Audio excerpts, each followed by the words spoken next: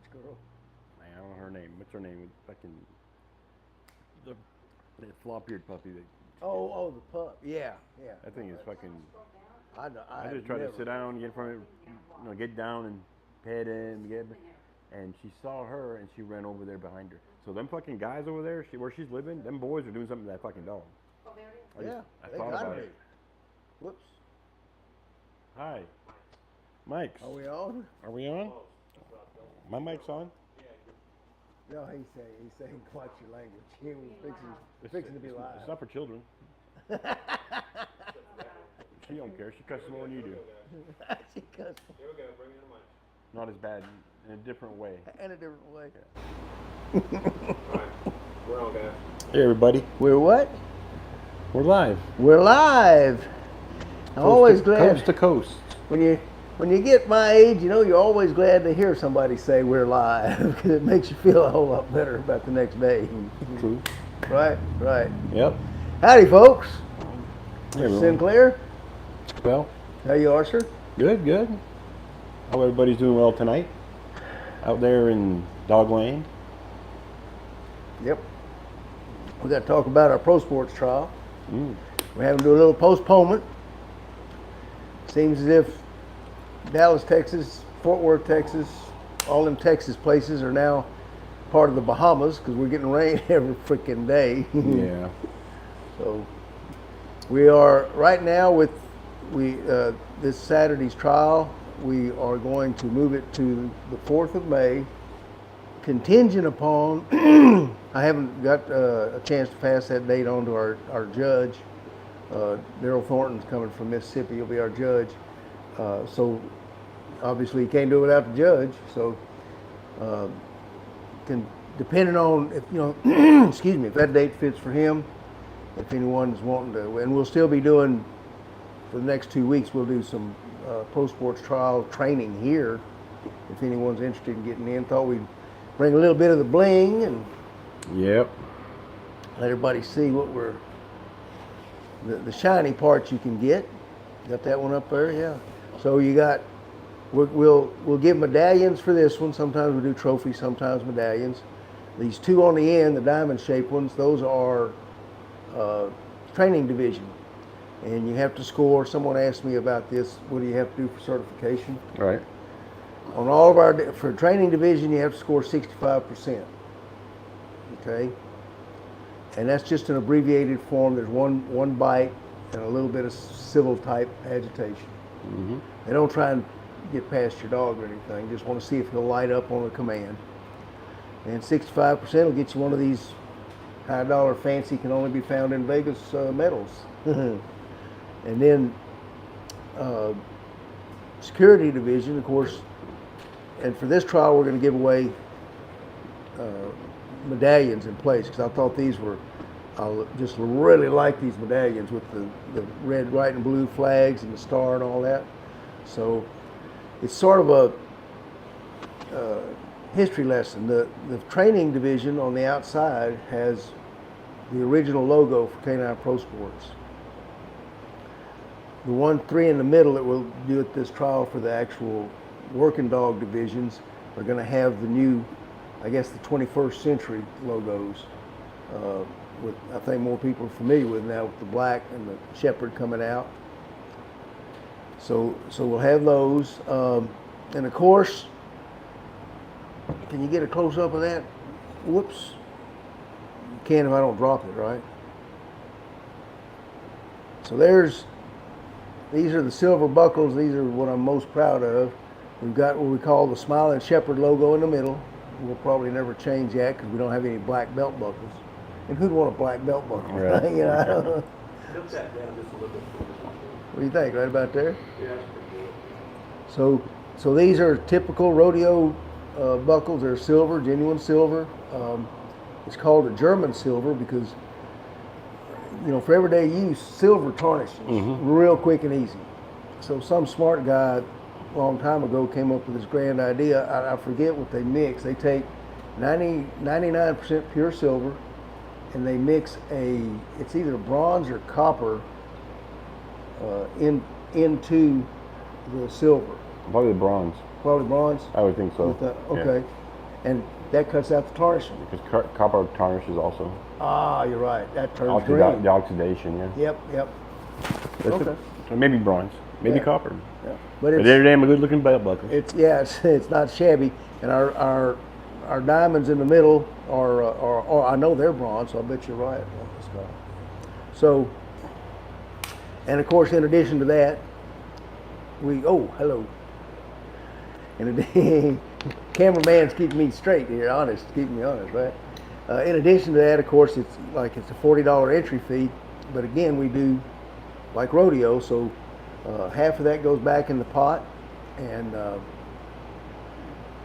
depending on how many dogs we have, we can either pay anywhere from 1 to 5 or 6 places, just depending on the total number that comes in. It's all in the rule book. There's a certain percentage that you have to pay back at every trial. So we do that because, to me personally, I don't understand spending months and months of training to go on a field with one judge whose brother-in-law is probably competing in the same division as you are, and getting a ribbon for traveling 100 miles to do that and take a weekend out of my life. So we kind of went at it with the rodeo thing. If we're going to travel that far, I want to bring home something I can't eat the buckle, but I can sure buy breakfast and beans with the winnings. Yep, absolutely. So that's the pro sports, pretty much. We'll have the security division and the patrol division. You saw some of the footage last week. We should have had more for you this week. When we get the new date, we're looking probably at about 2 weeks out. So we'll do some more video for more of the different scenarios. And next week and the week after that, we do a Saturday morning pro sports training. So we can come out, we'll show you how to do the obedience and all that stuff. And if you want a rule book, because our rule book is written, it's been the same way since 1996 or 97.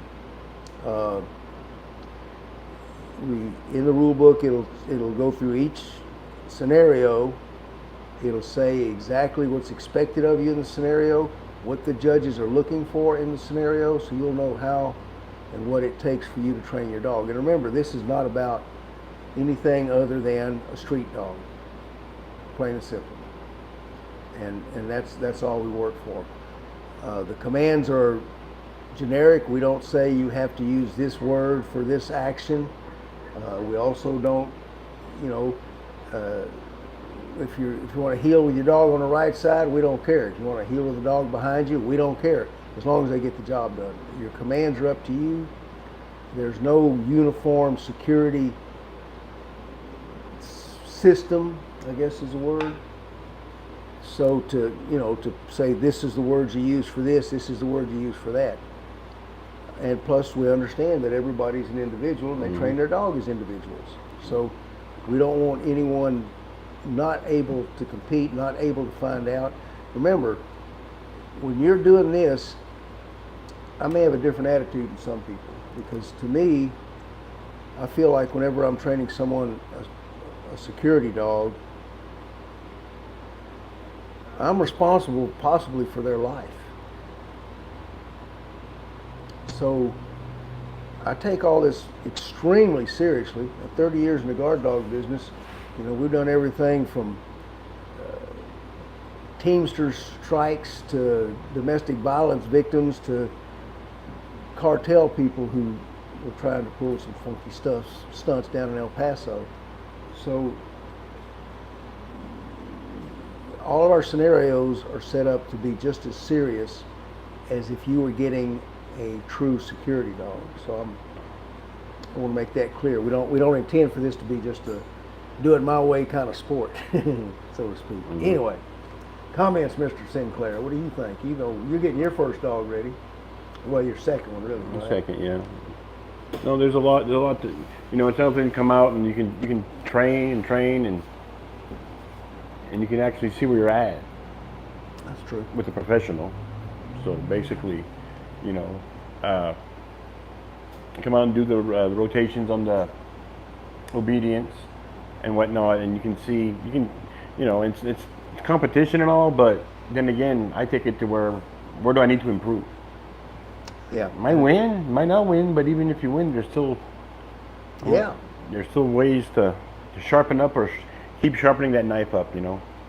So, And that's the attitude you should have. I mean, just getting better. I'm trying to get a dog better, make myself better, Yeah. make a better place for everybody. Actually, you know. Yeah. Yeah. And in that attitude, I think a lot of people in the dog world start out with, and then it gets political and cutthroat, and you know, we don't do politics and we don't do cutthroat. We want everyone. The goal for every pro sports trial, if you've got a club and you want to put on a trial, remember this one thing: the goal for every person who puts on a trial should be that every dog who enters the trial goes home that night this much better for having competed. We're not just there to say, well, they're good right now. We've set up the scenarios and everything so we can hopefully say they're just this much better than they were at 9 o'clock this morning.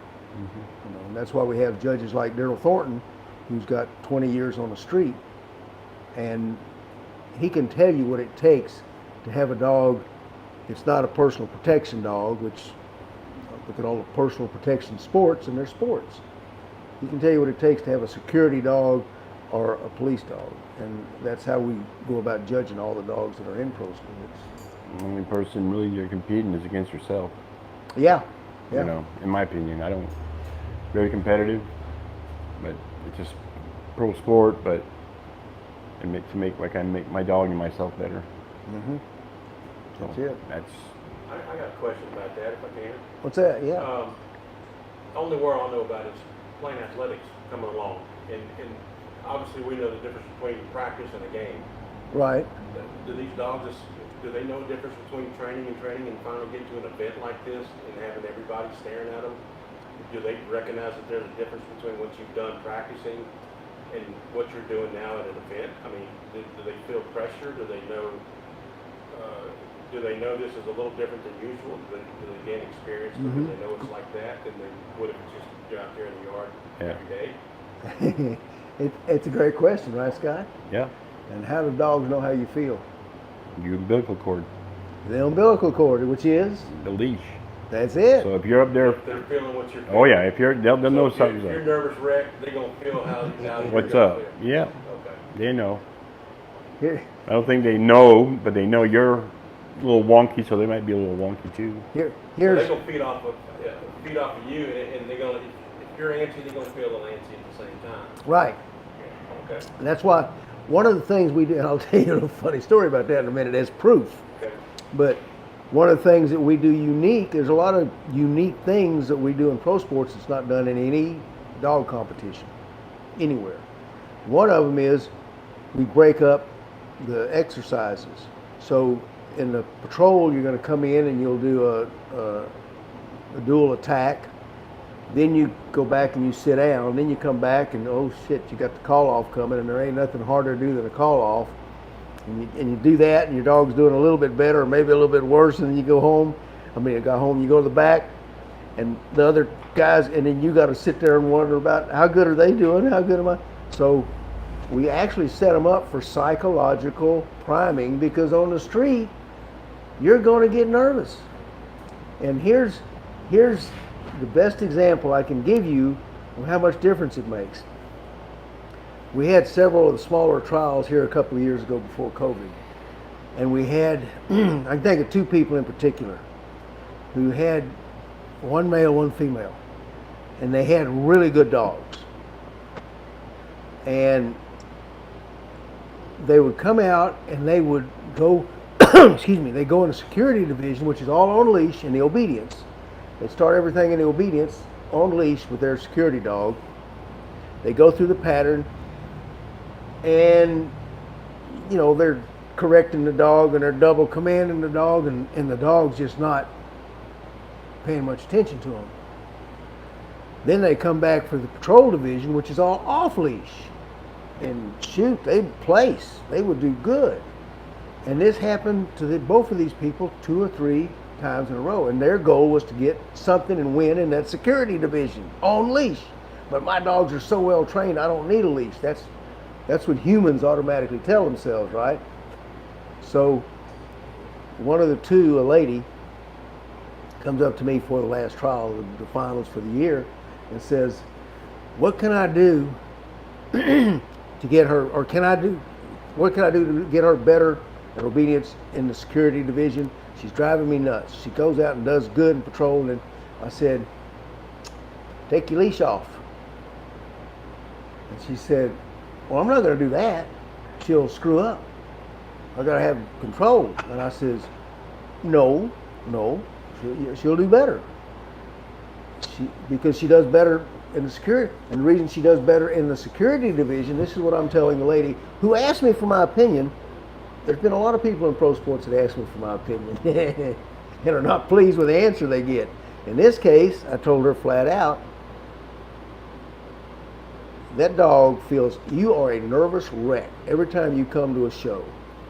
You're not good at competing, and every time you put the leash on that dog and walk her through, she feels all of your nerves. And then when you take the leash off and she has no connection to you, and you ask her to do the things that she already knows very well how to do, she's Johnny on the spot. And she says, that's ridiculous. I never get that nervous. I said, I'll tell you what. I'll bet you today's trial, I don't know if I said I'll bet you, she's going to get more nervous.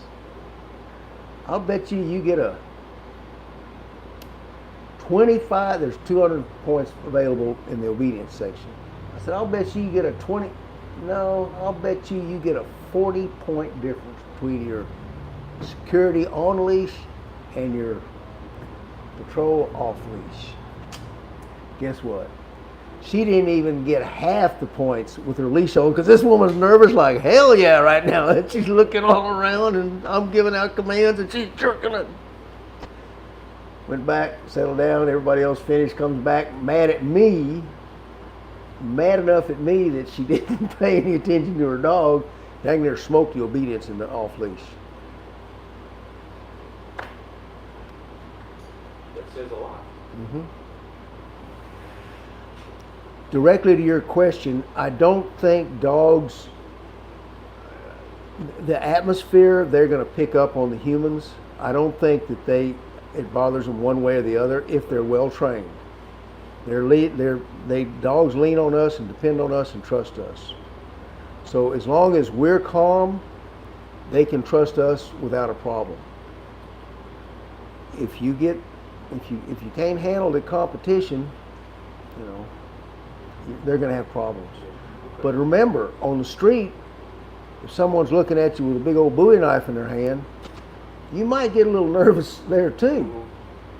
And that's what we try to emulate or imitate in pro sports with the way we set up these exercises, to give everybody a chance to learn how to control their nerves in a quick decision situation. Clear mind.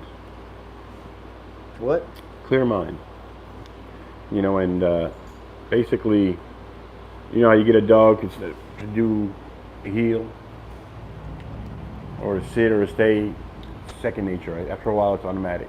Right. So you're trying to get to where you yourself, it's not a thinking anymore. Something happens, you know exactly what to do with your leash, how to stand, distance with your dog, what commands to say, and you can evaluate too, but you're still keeping a cool head. You may be your drum may be pumping, but you're having a clear head. Right. That's the goal, in my opinion. I agree, that's it. It's like second nature or muscle memory. Yeah, because when you and a dog are fluid together, there's nothing that can stop you.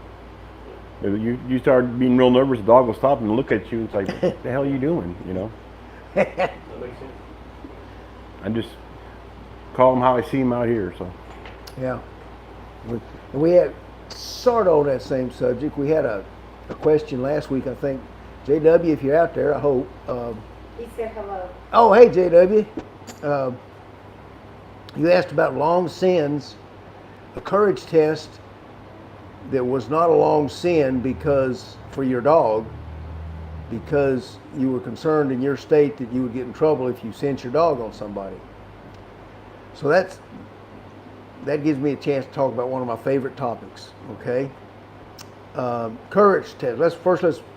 By courage test, you're talking about sending your dog, and he's off leash, and there's a large group of personal protection training people. Remember, they're dog trainers.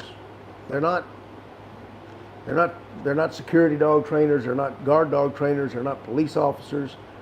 They're just dog trainers, and they're doing very well at teaching your dogs how to do their bite work, release, and to get the control. They don't probably interpret a lot of laws in their business.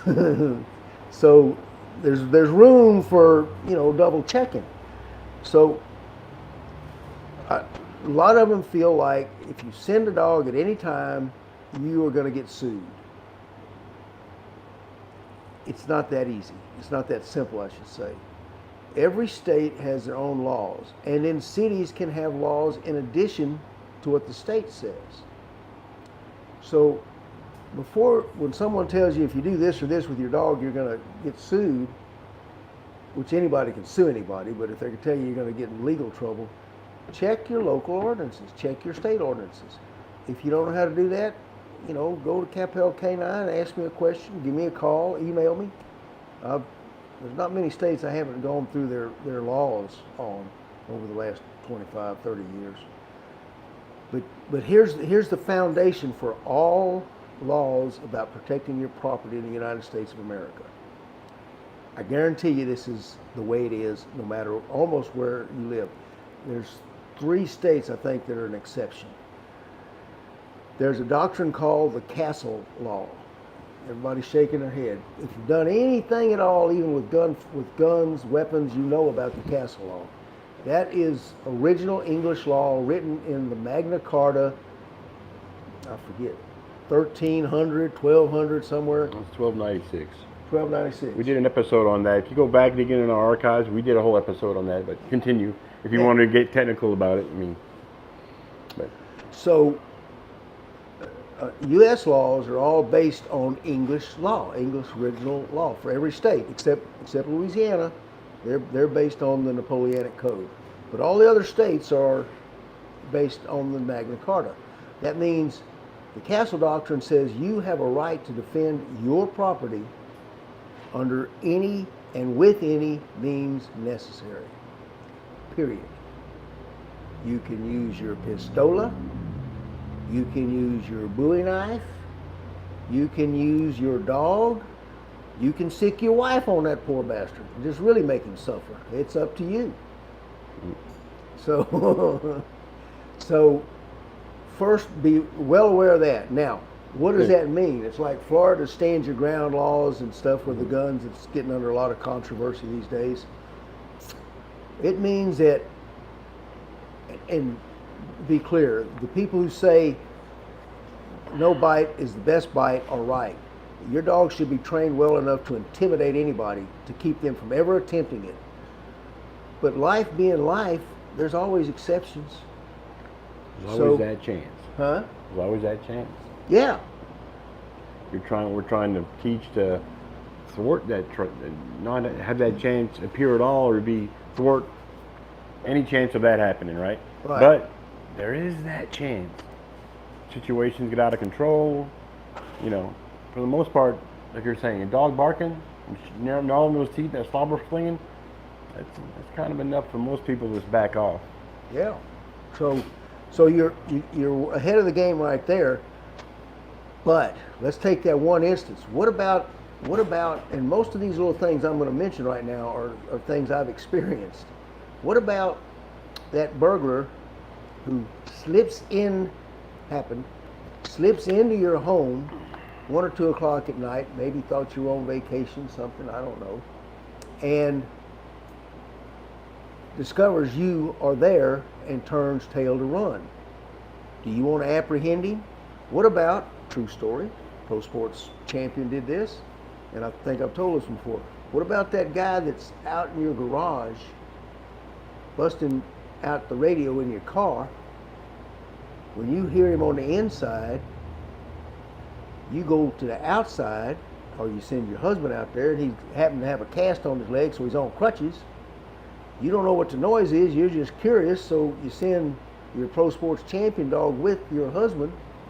You hear the noises and the screaming. You run out there to see what's going on, and your husband's on his crutches, and this stranger you ain't never met's on his butt, and your dog's standing over him doing a barking hold, daring him to move.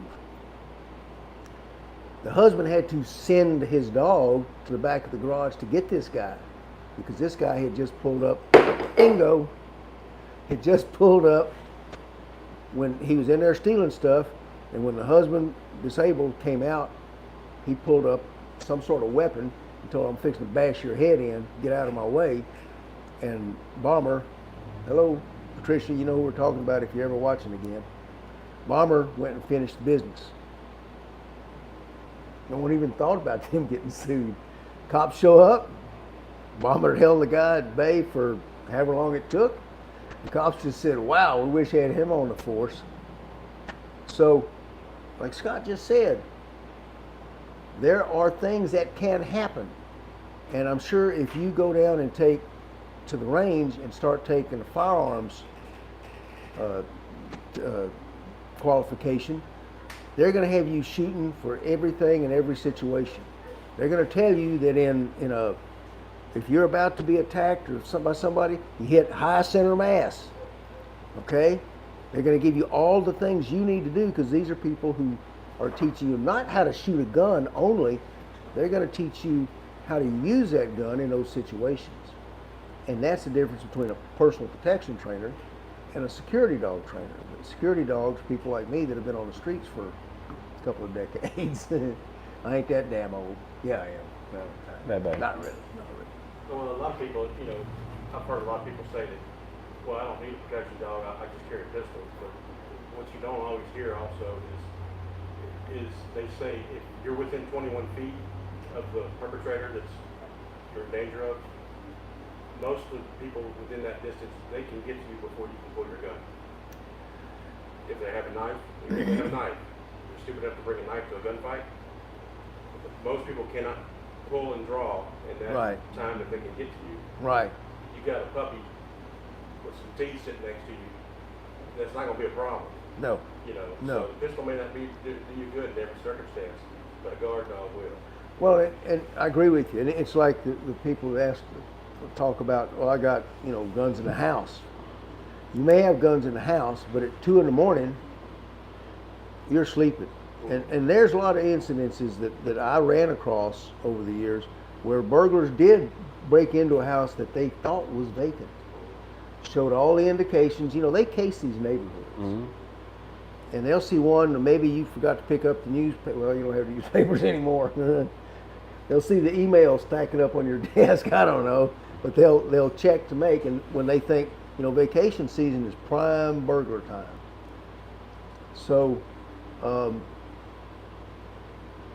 when we train it, and to get to your question, JW, you're training your dog for all possible situations, because failure to train for a once in a 2,000 incident could cost you your life.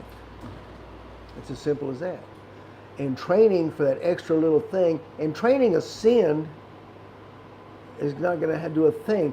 Just because you can send your dog, which is designed only to test if the dog is willing to go out and work without you backing him up. It's literally a courage test, okay? I could tell you the origins, but I'm not going to get into that because we're getting a little long here. But it's a test to see how much nerves your dog has. You're the one who makes the decision. Is to give credit where credit's due. The best example I know of this is from Thomas Raven in Denmark. He likes to say, your dog is your axe. Sitting on the floor, it's useless until you pick it up. Your dog is the axe, but your hand is the mind that moves it. So you're going to make the decisions as to how to use your dog. If you're in most states and you're on your own property and there's somebody that shouldn't be there on your own property and you have warned them, or maybe they've threatened you, you don't have to worry about a thing. You send Fido, you're good. if Fido's properly trained, of course. So, hope that answers it for you, bud. He said thank you. You're more than welcome. Katie said hi. Hey, Kate, if y'all want to, if any of y'all saw my Facebook ad today, that Miss Katie there with Miss Harmony is that good-looking Western Shepherd that you saw doing that attack-reattack scenario and trying to take. She's a great dog. Yeah, she's good-looking, isn't she? I especially love the part when Katie first told her to out and she was getting attacked, and before she ran back over and took care of the second attacker, she jumped right up and took a little chunk out of Joey's mustache, just kind of her way of saying, "Don't move, I'll be back." You know, hold on, I got some more business, then I'll come back and finish you. So if you want to see what I'm talking about, if you want to see a dog with no desire to bite equipment and every reason in the world to bite a piece of flesh, go to Butch Capel Facebook page. That was a good one. And see what we got on the video. We should have had that video tonight. We'll show the video next week. For all of you that want to see a sure enough security dog, certified, we'll show it next week. Carol Ann, don't let me forget. So how do you parents? Oh, hi, Herman and Lee's in Sinclair, Maine. Hope it's getting better up there for you. Getting your dog ready here, so we'll be shipping it up here in about 3 months. My mother's probably, hell no. But yeah, so. But yeah, we'll have more videos next week. So we'll have some more stuff going on. We'll break some of those down. Yeah. And explain why, the why and the when, and the who, if we have to. And if you have a question, and you can, that's what JW did, I think. You can go watch one of these videos, and then if you get a question next Saturday, just go ahead and type it in. We'll try and check them all before we do the next episode and answer them all for you. I guess with that, we'll call it a night. So, on leash, off leash, you might be wearing the leash, I don't know. But, always remember, it's all about the dogs, people. Take care of your pup out there, and we'll see you next week. Thank you.